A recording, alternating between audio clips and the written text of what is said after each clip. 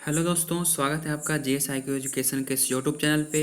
तो आज से हम एक नया सीरीज चालू करने जा रहे हैं जिसमें हम बीपीएससी के जो भी प्रीवियस ईयर प्रीवियस ईयर का जो भी एग्ज़ाम हुआ है उसके सारे प्रश्नों का हम एक छोटा सा ओवरव्यू लेंगे और कौन कौन से एग्ज़ाम में कौन कौन से प्रश्न को पूछे गए हैं उसको हम लोग समझने की कोशिश करेंगे। इसमें थोड़ा सा व्याख्या भी होगा ताकि आप लोगों को कॉन्सेप्ट क्लियर हो। और हाँ, एक बात और कि बीपीएससी के जो भी प्रीवियस ईयर प्रश्न हैं उससे एग्जाम में प्रश्न पूछे पूछे जाते हैं। कम से कम 15 या 20 प्रश्न तो ऐसे ही मतलब आपको वहाँ से मिल जाएंगे। क्योंकि अगर हिस्ट्री है तो हिस्ट्री तो चेंज होने वाला है नहीं। तो फिर और दूसरा ये बात है कि इतना मतलब क्वेश्चन सेटर जो होंगे वो दूसरा क्वेश्चन लाएंगे कहाँ से। तो बात ये है कि वही सब सारे प्रश्न जो होते हैं वो रिपीटेड होते हैं, बस थोड़ा क्या किया जाता है कि थोड़ा सा उसका वो लैंग्वेज थोड़ा सा चेंज कर दिया जाता है। तो हम देखेंगे आज ये एपिसोड, अगर आप लोगों को अच्छा लगेगा तो फिर आगे तक जारी रखेंगे, नहीं तो इसको बंद कर दिया जाएगा। तो आप लोग अपनी प्रतिक्रिया बताइएगा। आज हम लोग 39th बीपीएससी जो 1994 में हुआ था उसका हम लोग प्रश्न को यहाँ पे देखेंगे। तो चलिए शुरू करते हैं बिना देरी किए हुए। और एक रिक्वेस्ट है कि अगर इस चैनल पे नए हैं तो इस चैनल को आप सब्सक्राइब कर दीजिए और बेल आइकन को प्रेस कर दीजिए, और टेलीग्राम का नीचे लिंक है उसको आप लोग ज्वाइन कर लीजिए ताकि फिर भी नया अपडेट आप लोगों के पास सबसे पहले पहुंच सके। तो चलिए बिना देरी किए हुए शुरू करते हैं। बीपीएससी के प्रीवियस ईयर जो प्रश्न है उसका देखते हैं कौन कौन से प्रश्न पूछे गए थे। तो देखते हैं, पहला प्रश्न है कि सिंधु सभ्यता निम्नलिखित में से किस काल में पड़ती है। तो सिंधु सभ्यता जो है वो ऐतिहासिक काल, प्रागैतिहासिक काल, उत्तरैतिहासिक काल और आदि ऐतिहासिक काल। तो ये जो सिंधु सभ्यता जो है वो इसका ऑप्शन होगा डी, यानी कि आदि ऐतिहासिक काल। तो आदि ऐतिहासिक काल दोस्तों, उस समय जो सिंधु सभ्यता जो है वो आदि ऐतिहासिक काल में ही पड़ती है।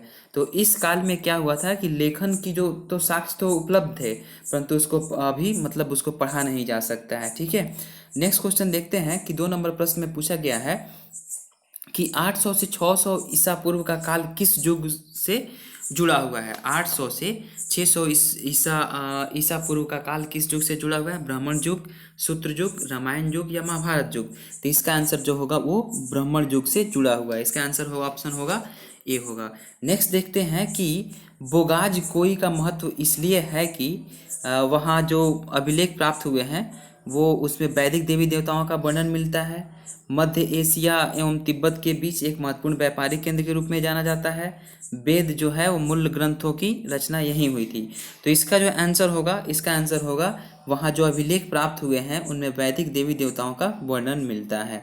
ठीक है, नेक्स्ट देखते हैं हम कि गायत्री मंत्र जो है वो किस पुस्तक में मिलता है। तो गायत्री मंत्र जो मिलता है वो किस पुस्तक में मिलता है। तो इसका आंसर जो हो जाएगा वो है ऋग्वेद में मिलता है। ठीक है, नेक्स्ट क्वेश्चन देखते हैं कि संगम युग में उरयूर किसके लिए विख्यात था। तो संगम युग में जो उरयूर था वो, इसका डायरेक्ट हम लोग आंसर देखते हैं। तो इसका जो आंसर होगा वो जो था वो कपास के वो जो कपास का जो क्या होता था कि व्यापार के लिए महत्वपूर्ण केंद्र थे। तो इसका आंसर ऑप्शन हो जाएगा बी। ठीक है, नेक्स्ट देखते हैं कि आजीवक संप्रदाय के संस्थापक कौन थे। उपाली थे या आनंद थे या रघुला भद्र थे या मखली गोसाल थे। तो इसका आंसर होगा मखली गोसाल थे। नेक्स्ट देखते हैं कि भागवत संप्रदाय के विकास में किसका योगदान अधिक था। पर्शियन का था या हिंद यूनानी लोग का था या कुषाण का था या गुप्त का था। तो इसका आंसर हो जाएगा ऑप्शन जो होगा ऑप्शन होगा डी, यानी कि गुप्त का था। ठीक है, नेक्स्ट देखते हैं कि किस अभिलेख से यह साबित होता है कि चंद्रगुप्त का प्रभाव पश्चिमी भारत पर फैला हुआ था। तो ए में है ऑप्शन कि कलिंग अभिलेख, बी में अशोक का गिरनार अभिलेख, रुद्रदामन का जूनागढ़ अभिलेख या अशोक का सोपारा अभिलेख। तो इसका आंसर हो जाएगा रुद्रदामन का जूनागढ़ जो अभिलेख था वो वही था। फिर नेक्स्ट क्वेश्चन देखते हैं। आप लोग भी साथ साथ में इसका अगर आंसर आप लोगों को पता है तो आप लोग कॉपी पेन लेकर के बैठ जाइए, उसको बनाइए और जो स्कोर है वहाँ नीचे आप लोग लिखिए। नेक्स्ट क्वेश्चन देखते हैं कि केवल वह स्तंभ, यहाँ पे देखते हैं केवल वह स्तंभ जिसमें अशोक ने स्वयं को मगध का सम्राट बताया है, तो कौन सा स्तंभ था। तो वो इसका आंसर हो जाएगा मतलब ये ऑप्शन हो जाएगा ए, यानी कि मस्की का लघु स्तंभ। 10 नंबर क्वेश्चन में देखते हैं कुछ स्रोत का नाम बताइए जो प्राचीन भारत के व्यापारिक मार्गों पर मौन है। मतलब ए में है संगम साहित्य, मिलिंद पन्हो, जातक कहानियां और ये सभी। तो इसका आंसर हो जाएगा मिलिंद पन्हो। ठीक है, नेक्स्ट देखते हैं कि किस शासक वंश ने मंदिरों एवं ब्राह्मणों को सबसे अधिक ग्राम अनुदान में दिए थे। तो इसका आंसर हो जाएगा ये गुप्त वंश ने सबसे ज़्यादा जो जो क्या बोलते हैं सबसे अधिक ग्राम अनुदान में दिए थे। नेक्स्ट क्वेश्चन देखते हैं कि किस काल में अछूत की अवधारणा स्पष्ट रूप से उद्धृत हुई। तो ऋग्वैदिक काल, उत्तर वैदिक काल, उत्तर गुप्त काल या धर्मशास्त्र के समय में। तो इसका आंसर हो जाएगा उत्तर वैदिक काल में अछूत की जो अवधारणा थी वो स्पष्ट रूप से उद्धृत हुई। भारत में मोहम्मद गोरी ने किसको प्रथम अपना इक्ता प्रदान किया। तो इसका आंसर हो जाएगा ये कुतुबुद्दीन ऐबक को प्रदान किया था। नेक्स्ट देखते हैं कि किस सुल्तान के काल में खालसा भूमि अधिक पैमाने में विकसित हुई थी। तो इसका आंसर हो जाएगा, इसका आंसर जो ऑप्शन ए में दिया है गयासुद्दीन बलबन, अलाउद्दीन खिलजी, मोहम्मद बिन तुगलक, फिरोज शाह तुगलक। तो इसका आंसर हो जाएगा अलाउद्दीन खिलजी। ठीक है, खालसा भूमि जो था वो सबसे ज़्यादा अलाउद्दीन खिलजी के मतलब काल में विकसित हुआ। सल्तनत काल के सिक्के टंका, ससगाने एवं जीतल किन धातुओं के बने हुए थे। तो ये बने थे चांदी और तांबा के। ऑप्शन ए इसका सही होगा। नेक्स्ट देखते हैं कि बारहमासा की रचना किसने की थी। तो बारहमासा की जो रचना मालिक मोहम्मद जैसी ने किया था। 16 का सी हो जाएगा। ठीक है, और नेक्स्ट देखते हैं कि विजयनगर साम्राज्य की वित्तीय व्यवस्था की मुख्य विशेषता क्या थी। तो इसकी जो मुख्य व्यवस्था थी वो क्या थी। तो भू राजस्व से होता था। ऑप्शन बी इसका सही होगा। पानीपत के युद्ध में बाबर के जीतने का मुख्य कारण क्या था। उसकी घुड़सवार सेना था या उसकी सैन्य कुशलता, तुलुगमा प्रथा या अफगानों की आपसी फूट। तो इसका आंसर हो जाएगा तुलुगमा प्रथा जो था इसका सही आंसर होगा। नेक्स्ट देखते हैं, नेक्स्ट है कि जब्ती प्रणाली किसकी उपज थी। तो जब्ती प्रणाली जो गयासुद्दीन तुगलक, सिकंदर लोदी, शेर शाह या अकबर। तो इसका आंसर हो जाएगा आपको अकबर के समय में ये जब्ती प्रणाली लाया गया था। जवाबीद का संबंध किससे था। राज्य के कानून से, मनसब प्रणाली को नियंत्रित करने वाले कानून से, टकसाल से संबंधित कानून से या कृषि से संबंधित कर से। तो इसका आंसर हो जाएगा राज्य के कानून से। ए ऑप्शन इसका सही होगा। ईरान के शाह और मुगल शासकों के बीच झगड़े की जड़ क्या थी। काबुल था या गंधार या कुंटूज या गजनी। तो इसका आंसर हो जाएगा ये कंधार था। काबुल के मतलब ईरान और शाह के बीच जो ईरान के शाह और मुगल शासकों के बीच झगड़े का जड़ जो था वो कंधार था। नेक्स्ट देखते हैं कि 2 अस्पा और सिंह अस्पा प्रथा किसने शुरू किया था। ए में है अकबर, बी में जहांगीर, सी में शाहजहां और डी में औरंगजेब। तो इसका आंसर हो जाएगा जहांगीर। ठीक है, नेक्स्ट देखते हैं कि सरंजामी प्रथा किससे संबंधित थी। तो ए में मराठा भू राजस्व प्रथा, तालुकदारी प्रथा, कुतुबशाही प्रशासन या इनमें से कोई नहीं। तो इसका आंसर हो जाएगा मराठा भू राजस्व प्रथा से संबंधित थी। नेक्स्ट देखते हैं कि भारत में 1612 ईस्वी में अंग्रेजों ने अपनी पहली फैक्ट्री कहाँ स्थापित की। तो गोवा में की या फिर बंगाल में हुगली में की या अमरकोट में की या फिर सूरत में। तो इसका आंसर हो जाएगा ऑप्शन डी, सूरत में की थी। महाराष्ट्र में रामोसी कृषक जत्था किसने स्थापित किया था। तो ये न्यायमूर्ति राणा डे, गोपाल कृष्ण गोखले, वासुदेव बलवंत फड़के या ज्योतिबा फुले। तो इसका आंसर हो जाएगा वासुदेव बलवंत फड़के। नेक्स्ट यानी कि ऑप्शन सी। नेक्स्ट देखते हैं कि 1878 का वर्नाक्यूलर प्रेस एक्ट किसने रद्द किया था। तो इसका आंसर जो हो जाएगा वो हो जाएगा आपको लॉर्ड रिपन। आप रिपन से जैसे RIPEEN लिखते हैं ना, रिपन। तो आप इससे ये चीज़ याद रखिएगा कि इसने रेस किया। एक ट्रिक है, इस ट्रिक से मतलब इसने जो भी अच्छा अगर कोई काम किया उसको रेस किया था, मतलब आगे की तरफ बढ़ाया था, रेस। ठीक है, और वहीं अगर लीटन का नाम आता है ना, तो LITTEN लीटन। तो लीटन ने क्या किया था, लेस किया था। यानी कि बहुत सारा ऐसा कानून था जिसको क्या किया था, ये लगाया था। जैसे वर्नाक्यूलर प्रेस एक्ट पे इसने प्रतिबंध लगा दिया था। तो बहुत सारे मतलब एक्ट थे जिसने लीटन ने लाया था। यानी कि भारतीयों की छूट में क्या किया था, ये मतलब लेस किया था, कम किया था। ठीक है, और रिपन ने क्या किया, रेस कर दिया, यानी कि उसको बढ़ावा दिया। ठीक है, तो रिपन जो था कहीं ना कहीं हमारे मतलब अच्छा एक उसको वायसराय इसको बोला जा सकता है। नेक्स्ट देखते हैं कि अमेरिका में फ्री हिंदुस्तान अखबार किसने शुरू किया था। तो ऑप्शन ए है रामनाथ पुरी, GD कुमार, लाला हरदयाल या तारकनाथ दास। तो इसका जो आंसर हो जाएगा वो होगा तारकनाथ दास होंगे, यानी कि ऑप्शन डी होगा। गदर क्रांति छिड़ने का जो कारण था, गदर क्रांति जो मतलब देखा जाए तो छिड़ने का जो कारण क्या था, महत्वपूर्ण कारण। तो लाला हरदयाल की गिरफ्तारी था या कामागाटा मारू प्रकरण था या प्रथम महायुद्ध शुरू था या करतार सिंह सराभा को फांसी। तो इसका सही ऑप्शन जो होगा ऑप्शन सी होगा, प्रथम महायुद्ध। यानी 1914 से लेकर के जो 1914 में जो चालू हुआ था वहीं प्रथम युद्ध जो शुरू हुआ था वहीं गदर क्रांति का छिड़ने का महत्वपूर्ण कारण था। किस अधिवेशन में होम रूल जो देखते हैं हम, किस अधिनियम में होम रूल समर्थक अपनी राजनीतिक शक्ति का सफलतापूर्वक प्रदर्शन कर सके।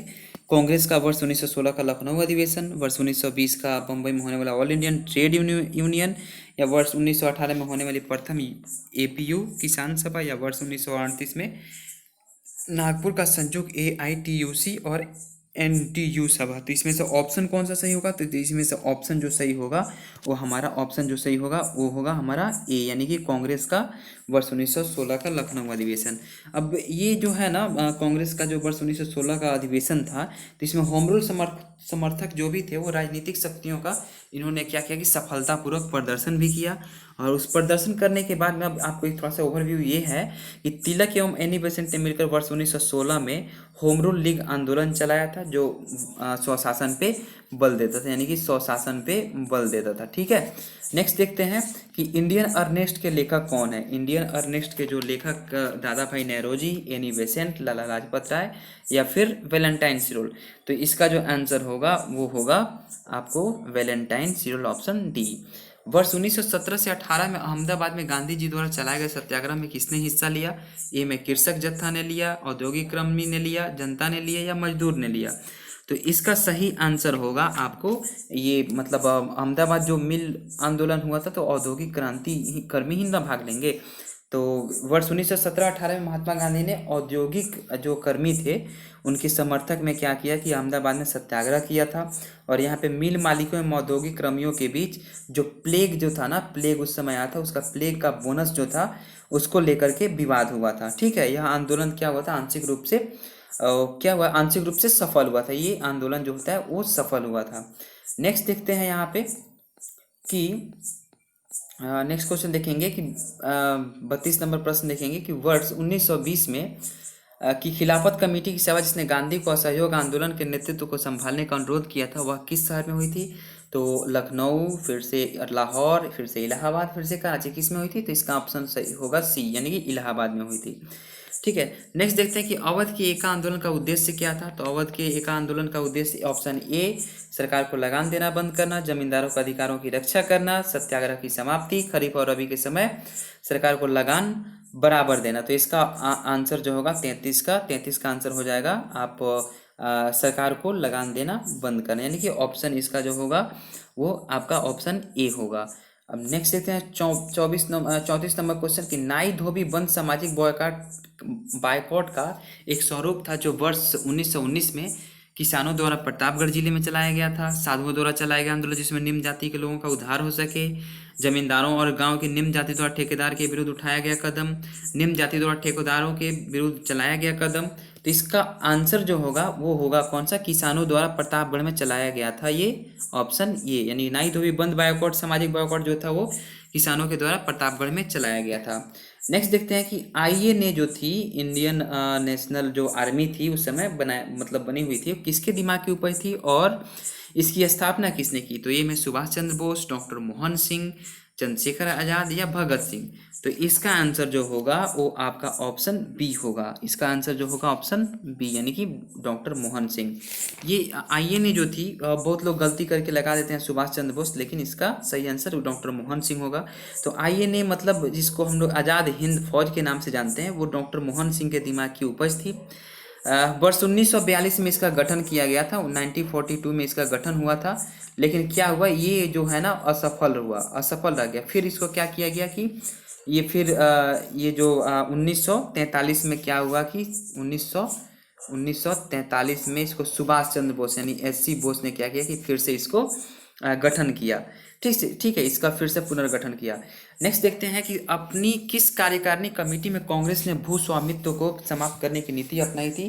तो इसका जो ऑप्शन है कार्यकारिणी कमेटी 1937, कार्यकारिणी कमेटी 1942, कार्यकारिणी कमेटी 1945 और कार्यकारिणी कमेटी 1946। तो इसका ऑप्शन जो होगा वो ऑप्शन ए सही होगा, कार्यकारिणी कमेटी 1937। छोटा नागपुर जनजाति विद्रोह कब हुआ था? छोटा नागपुर जनजाति विद्रोह जो 1807 से 1808, 1820, 1858 से 1859, 1889, इसमें से ऑप्शन कौन सा सही होगा? तो इसमें जो ऑप्शन सही होगा वो ऑप्शन बी, ठीक है, 1820 में हुआ था। ठीक है, नेक्स्ट देखते हैं कि गांधी जी का चंपारण सत्याग्रह किससे जुड़ा हुआ था। तो गांधी जी का जो चंपारण सत्याग्रह ऑप्शन ए में दिया है कि इजारेदारी से जुड़ा हुआ था, या तिनकठिया से जुड़ा हुआ था, या फिर जेनमिस से जुड़ा हुआ था, या इनमें से कोई नहीं। तो सब कोई जानता है कि बिहार का हर एक कोई जानता है, या भारत का भी, कि गांधी जी का चंपारण सत्याग्रह था वो 3 कठिया, यानी कि इसमें प्रोसेस ये था कि आप 20 कट्ठा में 3 कट्ठा में नील की खेती करना अनिवार्य है। ठीक है, तो उसी से ये आंदोलन जुड़ा हुआ था। नेक्स्ट देखते हैं कि उलगुलान जो विद्रोह था, उलगुलान विद्रोह ये किससे जुड़ा हुआ था। तो ये में संथाल से, कच्छा नागा से, कोल से, या फिर बिरसा मुंडा से। तो इसका सही आंसर होगा उलगुलान विद्रोह को बिरसा मुंडा के विद्रोह से ये जुड़ा हुआ था। तो 39 का ऑप्शन हो जाएगा डी। ठीक है, नेक्स्ट देखते हैं कि मुंगेर का बरहिया ताल विरोध का उद्देश्य क्या था। ठीक है, ये सब सारे प्रश्न रिपीटेड हैं, ये सब पूछे जाते हैं। ठीक है, जैसे जैसे हम आगे मतलब और भी लेकर के आएंगे तो उसमें आप लोगों को पता चलेगा। तो मुंगेर का बरहिया ताल विरोध का उद्देश्य क्या था। तो ए में ऑप्शन है कि बकास्त भूमि की वापसी की मांग, मुस्लिम किसानों का शोषण बंद हो, ऑप्शन सी है जमींदारी प्रथा की समाप्ति, ऑप्शन डी है वर्ग युद्ध की शुरुआत करना। तो इसका सही आंसर जो होगा वो है आपका ऑप्शन ए होगा, यानी कि बकास्त भूमि की वापसी की मांग। नेक्स्ट देखते हैं हम यहाँ पे कि बिहार बंगाल की पृथक कब हुआ। ऑप्शन ये है, तो ऑप्शन ये आपका है वर्ष 1911, ऑप्शन बी है 1912, वर्ष 1913 और वर्ष 1914। तो इसमें सही आंसर जो होगा वो आपका होगा वर्ष 1912 में, जो बिहार बंगाल से विभाजित हो गया था, मतलब अलग हो गया था। नेक्स्ट देखते हैं 42 नंबर प्रश्न देखते हैं कि पटना उच्च न्यायालय की स्थापना कब हुई। तो वर्ष 1910 में, वर्ष 1917 में, वर्ष 1918 में और वर्ष 1921 में। देखिए यहाँ पे ऑप्शन सही नहीं है। पटना जो उच्च न्यायालय की जो स्थापना हुई थी वो 1916 में हुई थी। ठीक है, तो यहाँ पे ऑप्शन अगर ई रहेगा, अब तो ई ऑप्शन दे रहा है ना, तो ऑप्शन ई हो जाएगा। अगर 1916 रहेगा तो 1916 होगा। ठीक है, नेक्स्ट देखते हैं कि वर्ष 1930 और 1931 में वरही कांग्रेस ने सफलतापूर्वक अंग्रेजी हुकूमत को किस जिले में नाकाम कर दिया। तो मधुबनी है, भागलपुर है, गया है और मुंगेर है। तो इसका सही आंसर होगा वो होगा आपका गया। फिर हम नेक्स्ट क्वेश्चन यहाँ पे देखते हैं। ये सब देखिए, ये जो क्वेश्चन है ना, South Asian coalition on child substitute report के अनुसार भारत के बंधुओं की संख्या कितनी है। तो इसका ये जो करंट अफेयर्स का उस समय का क्वेश्चन पूछा गया, लेकिन फिर भी मैं बता देता हूँ कि इसका ऑप्शन होगा ए। फिर नेक्स्ट देखते हैं कि भारत में ग्रामीण संख्या की आबादी कितनी प्रतिशत जनसंख्या प्राइमरी शिक्षक की सुविधा पाती है। तो ऑप्शन ए है 94%, बी है 96%, सी है 97%, डी है 99%। तो इसका आंसर होगा ए 94%। नेक्स्ट देखते हैं कि भारत में पहला कौन सा विश्वविद्यालय होगा जो निजी व्यवस्था की देखरेख में होगा। तो उस समय के करंट का क्वेश्चन है, तो हम लोग छोड़ देंगे। ठीक है, 47 नंबर भी जो प्रश्न है शांति, ये भी करंट अफेयर्स का क्वेश्चन है। और ये 48 नंबर क्वेश्चन जो है ये करंट का भी है और हिस्ट्री का भी अब क्वेश्चन बन चुका है। ठीक है, तो देख लेते हैं किस उच्च न्यायालय में यह फैसला दिया है कि एक बार में 3 तलाक कहने से तलाक होना गैर कानूनी है। तो इसका जो आंसर होगा आपको एक कलकत्ता उच्च न्यायालय, इलाहाबाद उच्च न्यायालय, बम्बई उच्च न्यायालय और पंजाब उच्च न्यायालय। इसमें से सही आंसर जो होगा वो आपका जो है वो इलाहाबाद उच्च न्यायालय होगा। ठीक है, नेक्स्ट देखते हैं कि ये भी करंट का क्वेश्चन, इसको छोड़ देते हैं। 50 नंबर भी क्वेश्चन करंट का छोड़ देते हैं। 51 नंबर क्वेश्चन देखते हैं कि शाहतूत जो है विश्व का सबसे सुंदर, गर्म और हल्का ऊन माना जाता है, वह पैदा कहाँ होता है। ए में है नेपाल में, बी में उज्बेकिस्तान में, सी में चीन में, डी में बांग्लादेश में। तो 51 का जो सही आंसर होगा वो होगा उज्बेकिस्तान होगा। ठीक है, तो ये उज्बेकिस्तान होगा इसका आंसर सही। ठीक है, 52 नंबर देखते हैं कि हाल में ब्रिटेन में रहने वाले, ये जो है करंट का क्वेश्चन, इसको छोड़ेंगे, आगे बढ़ेंगे हम लोग। फिर देखते हैं दूसरा क्वेश्चन कि पाकिस्तानी लेखक सादिक हुसैन द्वारा लिखी गई पुस्तक तारीख-ए-मुजाहिदीन ने भारत के लोगों में काफ़ी खलबली मचा दी, क्योंकि कहा जाता है कि इस पुस्तक में सिख गुरुओं को चोर, गुंडा और डाकू कहा गया। तो ऑप्शन इसका ये सही है। ठीक है, बाद बाकी ऑप्शन जो है ये बी, सी और डी ये गलत है। स्टार टीवी के मालिक कौन है। तो स्टार टीवी के मालिक इसका ऑप्शन है Tata group, Richard Attenborough, Rupert Murdoch और जॉर्ज लूका। तो इसका जो आंसर होगा वो होगा आपका रूपर्ट मुर्डॉक, यानी कि इसका सी नंबर आंसर सही होगा। हाल ही में हुए round the world air door प्रतियोगिता में किस भारतीय ने, ये करंट का क्वेश्चन, इसको छोड़ेंगे क्योंकि अब तो पूछेगा नहीं। एक सामान्य शुष्क सेल में विद्युत अपघट्ट के रूप में होता है तो अमोनियम क्लोराइड होता है, इसका सही आंसर अमोनियम क्लोराइड होगा। डायनोमो जो है वो डायनोमो किस बेसिस पे काम करता है, तो विद्युत ऊर्जा को गतिज ऊर्जा में बदलता है, या फिर यांत्रिक ऊर्जा को विद्युत ऊर्जा में परिवर्तित करता है, या विद्युत ऊर्जा को यांत्रिक ऊर्जा में परिवर्तित करता है, या आंतरिक ऊर्जा उत्पन्न करता है। तो इसका जो सही आंसर होगा वो होगा यांत्रिक ऊर्जा को विद्युत ऊर्जा में परिवर्तित करता है। ठीक है, तो डायनेमो जो होता है यांत्रिक ऊर्जा को विद्युत ऊर्जा में परिवर्तित करता है। इसका जो उपयोग जो हम लोग डायनेमो का करते हैं वो ट्रैक्टर में करते हैं, मोटर गाड़ी इत्यादि में करते हैं।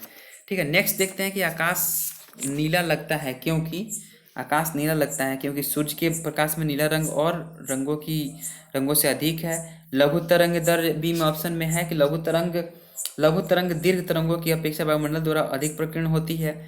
नीला रंग नेत्र के लिए अधिक सुग्राही है, या वायुमंडल में दीर्घ तरंग दैर्ध्य को अपेक्षाकृत अधिक अवशोषित करता है। तो इसका सही आंसर जो होगा वो होगा 58 का जो आंसर होगा वो बी होगा, ऑप्शन बी, यानी कि लघु तरंग दीर्घ तरंगों की अपेक्षा वायुमंडल द्वारा अधिक प्रकीर्ण होती है। नेक्स्ट क्वेश्चन है कि 1 माइक्रोन बराबर है, तो इसका सही आंसर होगा सी होगा, यानी कि 1/1000 mm होता है। ठीक है, नेक्स्ट देखते हैं अतिचालक का लक्षण है। ऑप्शन ए है उच्च पारगम्यता, निम्न पारगम्यता, शून्य पारगम्यता, या फिर अनंत पारगम्यता। तो इसका सही आंसर जो होगा वो आपका सही आंसर जो होगा वो होगा अनंत पारगम्यता होगी। वर्ष दीर्घतम होता है ये में प्लूटो पर, बृहस्पति पर, नेपच्यून पर, या फिर पृथ्वी पर। तो इसका इसका जो ऑप्शन होगा वो होगा आपका, इसका ऑप्शन जो होगा ए, यानी कि प्लूटो पर। अब प्लूटो जो है वो सबसे लंबा और मतलब सबसे ज़्यादा जो दिन होता है लंबा वर्ष वो प्लूटो पर होता है। यहाँ एक वर्ष जो पृथ्वी के जो 285 जो क्या बोलते हैं 285 वर्ष के बराबर होता है। मतलब पृथ्वी का एक वर्ष और इसका 285 वर्ष दोनों बराबर होता है, क्योंकि यह सूर्य की परिक्रमा कितना दिन में करता है, सूर्य की परिक्रमा 285 दिन में करता है, और पृथ्वी करती है 365 दिन और समथिंग घंटे हैं, आप लोग देख लीजिएगा। ठीक है, नेक्स्ट क्वेश्चन देखते हैं कि वर्षा की बूंद की गोलाकार जो होता है, वर्षा बूंद की गोलाकार आकृति का कारण जो है वो क्या है, द्रव का घनत्व है, पृष्ठ तनाव है, वायुमंडलीय दाब है, या फिर गुरुत्व है। तो इसका आंसर हो जाएगा आपका पृष्ठ तनाव है।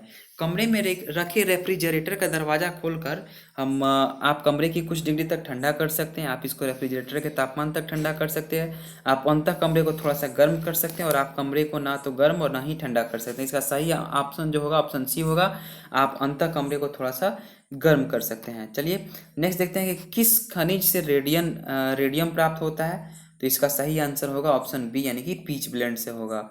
नेक्स्ट देखते हैं कि परमाणु बम का सिद्धांत आधारित है किस पे है। तो परमाणु बम का सिद्धांत जो आधारित है वो है नाभिकीय विखंडन अभिक्रिया पर। 66 नंबर क्वेश्चन देखते हैं। 66 नंबर क्वेश्चन है पेरिस प्लास्टर का सूत्र क्या है। तो इसका जो सही आंसर होगा वो होगा 2CSO4.H2O। ठीक है, नेक्स्ट देखते हैं कि नींबू खट्टा किस कारण होता है। नींबू जो खट्टा होता है वो हाइड्रोक्लोरिक अम्ल के कारण, या एसिटिक अम्ल के कारण, या फिर टार्टेरिक अम्ल के कारण, या फिर साइट्रिक अम्ल के कारण। तो इसका जो सही आंसर होगा साइट्रिक अम्ल के कारण होता है। जैसे कि नींबू के खट्टा होने का कारण उसमें सबसे अधिक जो पाया जाता है वो साइट्रिक अम्ल पाया जाता है। साइट्रिक अम्ल का उपयोग हम लोग धातुओं को साफ करने में भी करते हैं, और खाद्य पदार्थों और दवाओं के निर्माण में तथा कपड़ा उद्योग में भी किया जाता है। नेक्स्ट देखते हैं कि वायु जो है एक क्या है। वायु जो है एक यौगिक है कि तत्व है कि मिश्रण है कि विद्युत अपघट्ट है। तो यहाँ पे देखते हैं हम कि इसका जो आंसर होगा वो होगा ऑप्शन सी, यानी कि वायु क्या है, एक मिश्रण है। विरंजक चूर्ण के लिए कौन सा कथन असत्य है। जल में अधिक विलेय होता है, हल्के पीले रंग का चूर्ण होता है। उसके बाद से फिर ऑप्शन सी जो है वो ऑक्सीकारक है, और डी जो है वो तनु अम्ल की प्रतिक्रिया में क्लोरीन निष्कासित करता है। तो इसका जो सही आंसर होगा वो होगा ऑक्सीकारक है। ये जो है ऑक्सीकारक नहीं होता है, तो ये कथन असत्य है। ठीक है, नेक्स्ट देखते हैं कि पारद धातु मिश्रण जो होता है वो अति रंगीन मिश्र धातु होती है, कार्बन युक्त मिश्र धातु होती है, सी में है पारद युक्त मिश्र धातु होती है, या अपघर्षण के लिए अधिक प्रतिरोधक क्षमता वाली मिश्र धातु होती है। तो इसका जो सही आंसर होगा पारद युक्त मिश्र धातु होती है। नेक्स्ट देखते हैं कि कोयले का सामान्य प्रकार कौन सा है। तो कोयले का सामान्य प्रकार जो होता है वो बिटुमनी होता है। ठीक है, तो इसका ऑप्शन हो जाएगा ए। भारत की राष्ट्रीय स्तनी कौन सी है, तो आंख बंद करके आप लोग लगा सकते हैं कि इसका जो होगा आंसर होगा वो डी ऑप्शन होगा, यानी कि बाघ।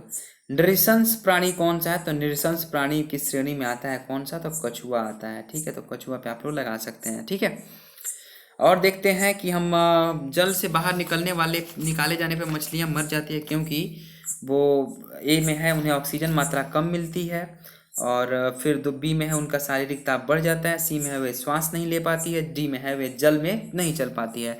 तो इसका जो सही आंसर होगा वो क्या होता है कि वे श्वास नहीं ले पाते, क्योंकि वो जल में गलफड़े के द्वारा सांस लेती है। ठीक है, नेक्स्ट क्वेश्चन देखते हैं हम। नेक्स्ट क्वेश्चन देखते हैं कि मधुमक्खी व कॉलोनी एक दूसरे के जो मतलब मधुमक्खी और कॉलोनी जो होता है वो कॉलोनी के सदस्य एक दूसरे को किस प्रकार पहचानते हैं, तो इसका ऑप्शन जो हो जाएगा ए, यानी कि गंध के द्वारा। नेक्स्ट क्वेश्चन देखते हैं कि मनुष्य के जीवन काल में कितने दांत दो बार विकसित होते हैं, तो 20 दांत जो होते हैं वो दो बार विकसित होते हैं। कैसे, तो मनुष्य के जीवन काल में 20 दांत ऐसे होते हैं जो दो बार विकसित होते हैं। पहले शैशव अवस्था में ये दांत 20 ही दांत निकलते हैं, उन्हें जिन्हें दूध के दांत या दूध के दांत कहते हैं। फिर बड़े होने पे दांत टूट जाते हैं और उनकी जगह पे दूसरे दांत निकल आते हैं।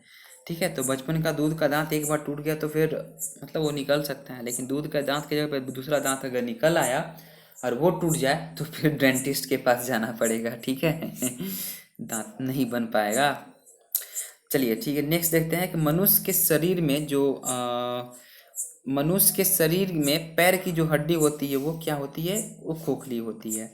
ठीक है, इसका ऑप्शन ये सही होगा। मनुष्य की खोपड़ी में कुल कितनी अस्थियां होती है, तो मनुष्य के 8 होती है कि 30 होती है कि 32 होती है कि 34 होती है, तो इसका जो सही आंसर होगा वो होगा 8, यानी कि मनुष्य की खोपड़ी में 8 हड्डियां होती है। आधुनिक मनुष्य हाल का पूर्वज है, तो किसका है हाल का पूर्वज है, ये 79 का जो आंसर होगा वो ऑप्शन बी होगा, क्रो मैग्नान। इसका जो होगा क्रो मैग्नान मानुस होगा। नेक्स्ट देखते हैं, शिवालिक सेल जो है, शिवालिक सेल के दक्षिण में भाबर जो क्षेत्र है वो किसका उदाहरण है, तो मध्यभूमि स्थिति का, अंतरा पर्वतीय स्थिति का, गिरिपद स्थिति का, या फिर अनसमुद्री स्थिति का, तो इसका सही आंसर होगा गिरिपद स्थिति का। ठीक है, गिरिपद स्थिति का सही आंसर होगा। नेक्स्ट देखते हैं कि द्वीपों का प्रमुख लक्षद्वीप है, तो इसका ऑप्शन जो हो जाएगा वो प्रवाल उत्पत्ति का है, न कि ज्वालामुखी उत्पत्ति का, मृदा निक्षेपण, या फिर उपरोक्त में से कोई ठीक नहीं, तो इसका सही आंसर होगा प्रवाल उत्पत्ति का है। 96 का आंसर देखते हैं हम। 96 का क्वेश्चन भारत का विस्तृत जो भाग है, तो इसमें तो सही ऑप्शन कोई नहीं दिया है, आप लोग भी देख सकते हैं। तो इसका जो सही ऑप्शन जो होगा वो आपको 96 का, इसमें जो है ना 8 डिग्री 4 मिनट, 8 डिग्री लिख देता हूँ यहाँ पे, 8 डिग्री 4 मिनट से लेकर के 37 डिग्री 6 मिनट तक, 37 डिग्री 6 मिनट तक जो है वो उत्तरी अक्षांश तक तथा पूर्व से पश्चिम तक जो ये है, यानी कि पूर्व से पश्चिम तक जो है, मतलब ऐसे आप देख सकते हैं, पूर्व से पश्चिम जो है वो है 68 डिग्री 7 मिनट से लेकर के 97 डिग्री 25 मिनट तक है। ठीक है, तो उपरोक्त में से कोई नहीं इसका आंसर होगा। आप चलिए नेक्स्ट देखते हैं कि भारत का क्षेत्रफल संसार के क्षेत्रफल का 2.42% है, लेकिन जो परंतु इसकी संपूर्ण मानव जाति का 16% जनसंख्या है, संपूर्ण मानव प्रजाति का 17% जनसंख्या है। ऑप्शन सी में है कि संपूर्ण मानव प्रजाति का 18% जनसंख्या, और ऑप्शन डी में है संपूर्ण मानव प्रजाति का 28% जनसंख्या है।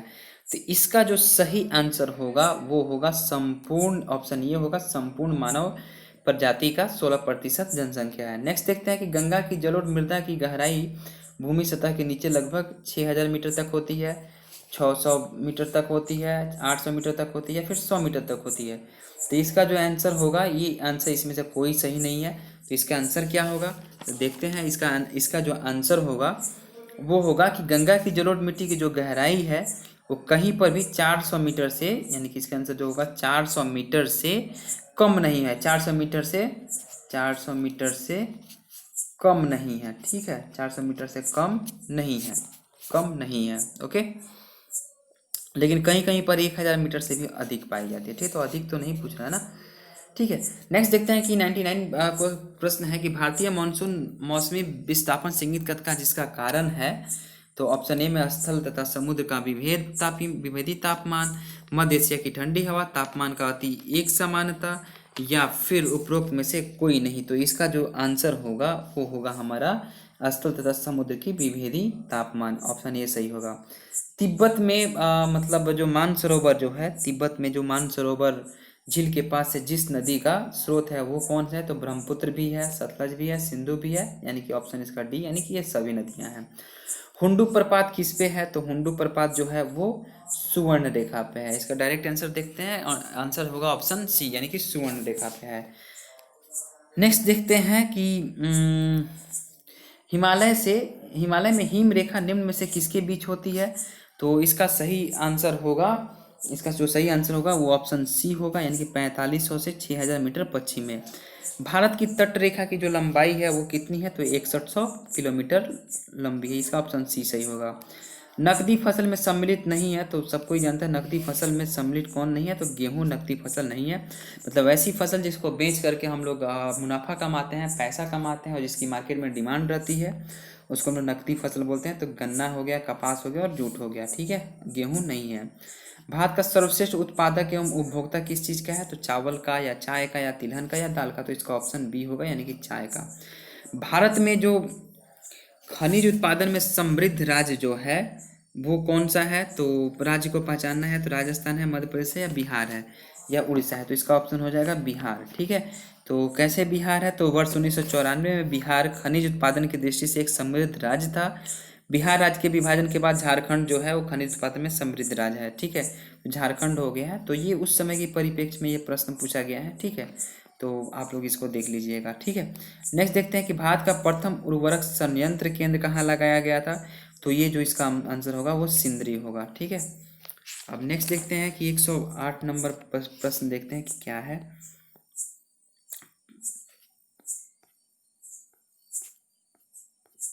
108 नंबर प्रश्न देखते हैं कि यदि भारत की जनसंख्या में 2% की वार्षिक दर से वृद्धि हो जाए तो जनसंख्या आज की आबादी से दोगुनी हो जाएगी अगले कितने वर्षों में?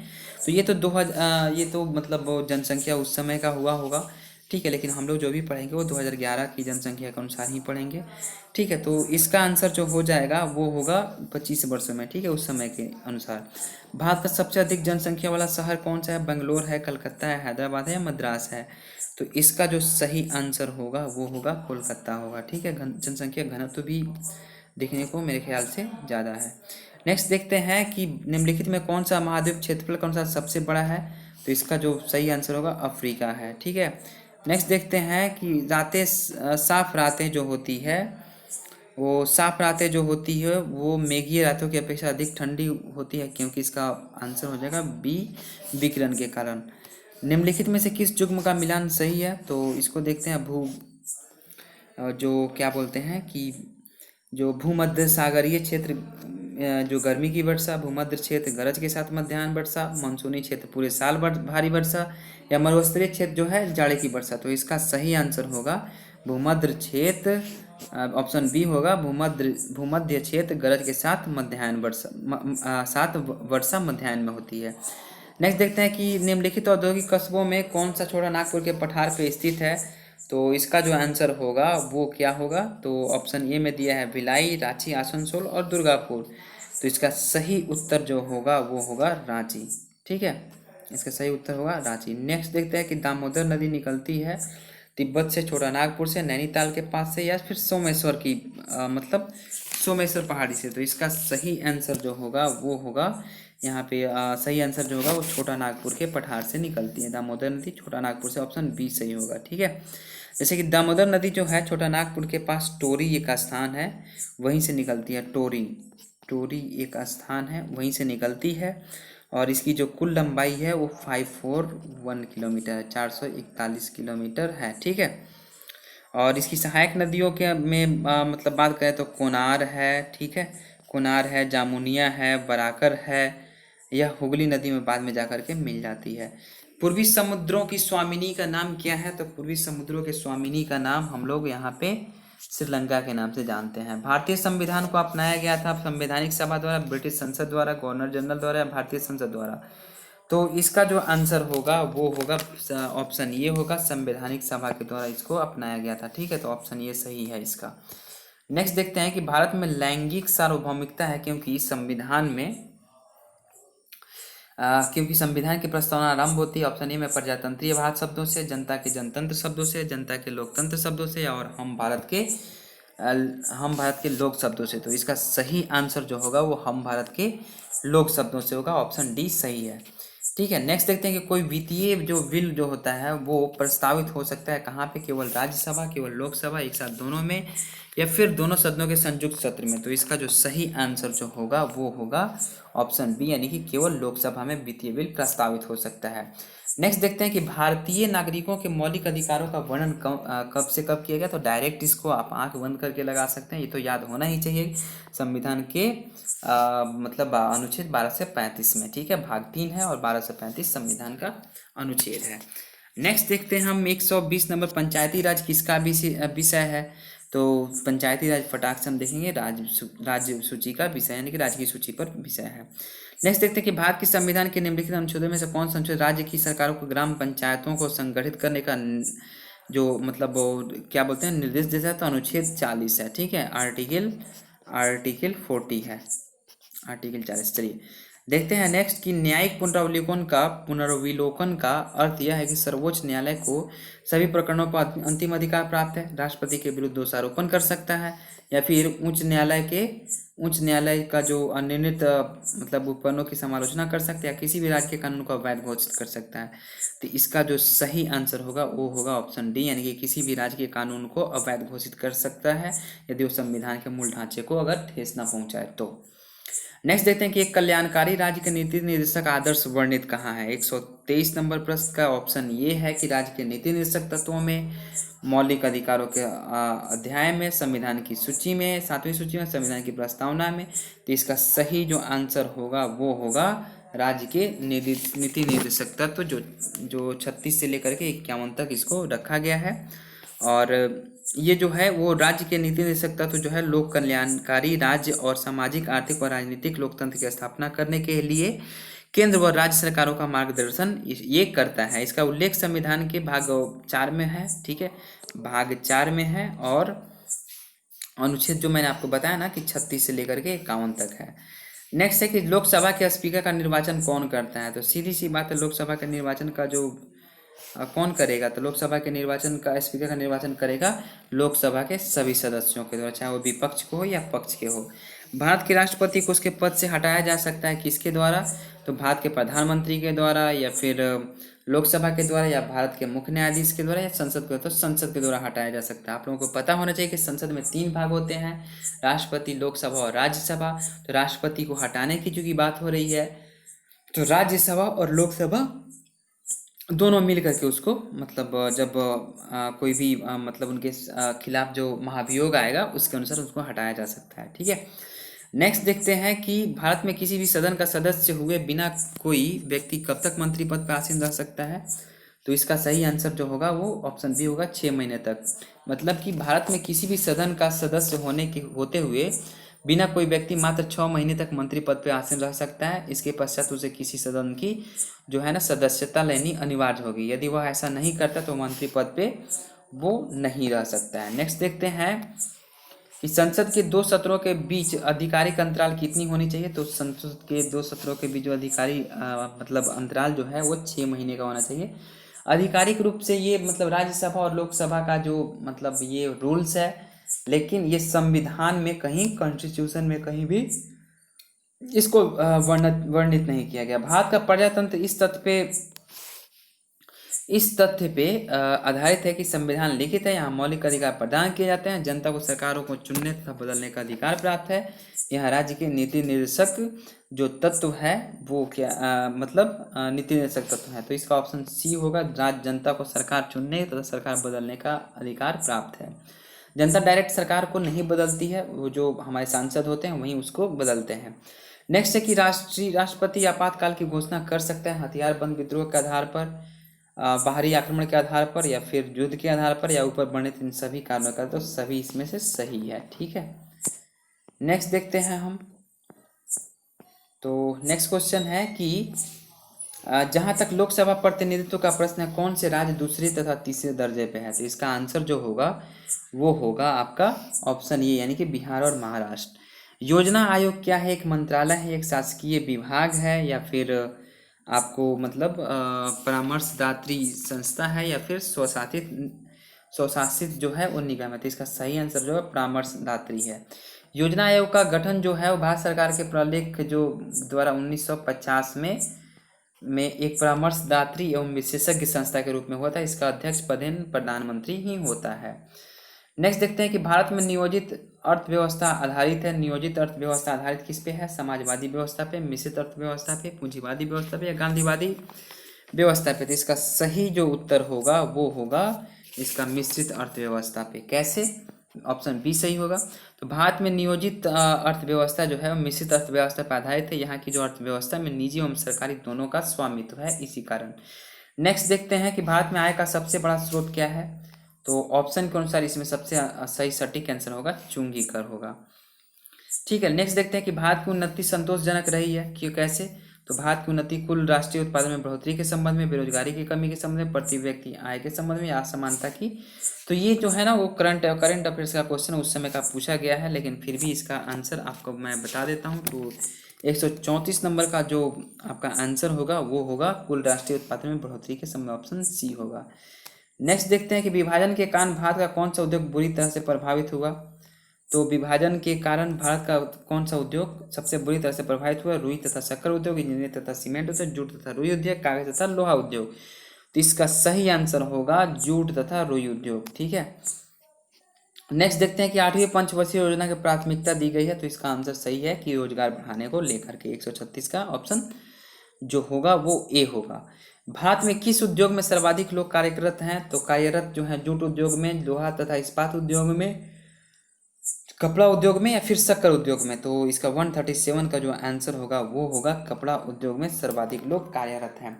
भारत का राष्ट्रीय आय का मुख्य स्रोत क्या है? तो उद्योग है, जंगल है, कृषि है, विदेशी व्यापार है। तो इसका ऑप्शन होगा कृषि। अगर ये पूछ दे कि मतलब सेवा शुल्क, तो वो भी आय का सबसे बड़ा मुख्य कारण है। नेक्स्ट देख लेते हैं कि बिहार में जंगल फैले हुए हैं कितने तक? तो जो मतलब बिहार में जो जंगल फैले हुए हैं 28 लाख हेक्टेयर के क्षेत्रफल पे, 29 लाख हेक्टेयर के क्षेत्रफल पे, 30 लाख हेक्टेयर के क्षेत्रफल पे, और 31 लाख हेक्टेयर के क्षेत्रफल पे। तो ये जो है वो इसका सही आंसर जो होगा वो सही आंसर जो होगा उसका होगा ऑप्शन बी, यानी कि 29 लाख हेक्टेयर के क्षेत्रफल पर। नेक्स्ट देखते हैं कि बिहार का एक इस्पात कारखाना कहाँ है? दरभंगा में है, गया में है, हजारीबाग में है, जमशेदपुर में है। क्योंकि ये 1994 का प्रश्न है, तो इसका सही आंसर उस समय का अनुसार जमशेदपुर में होगा, लेकिन अभी जमशेदपुर बिहार का भाग नहीं है। नेक्स्ट देखते हैं कि ये मैथ का क्वेश्चन है। मैथ आप लोग आराम से कर लीजिएगा, मैथ का हम एनालिसिस नहीं कर पाएंगे।